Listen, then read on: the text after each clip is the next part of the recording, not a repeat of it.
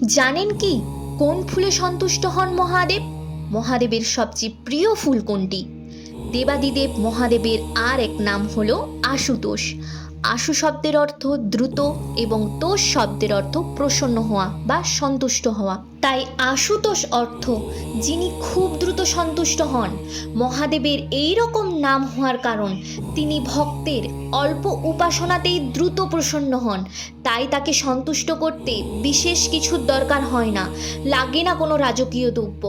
কোনো রাজকীয় দ্রব্যতে তিনি সন্তুষ্ট নন। তার প্রিয় ফুলগুলির মধ্যে রয়েছে ধুতুরা, আকন্দ, অপরাজিতা ও শ্বেতকদম। তবে জানেন কি, ফুল নয় বরং পত্রেই সন্তুষ্ট হন দেবাদিদেব মহাদেব।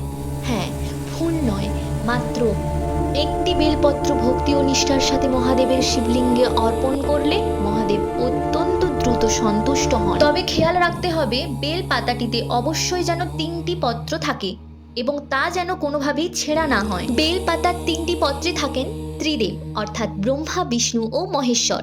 তাই এই পত্র অর্পণে মহাদেব দ্রুত প্রসন্ন হন এবং ভক্তের সকল মনস্কামনা পূর্ণ করেন তিনি।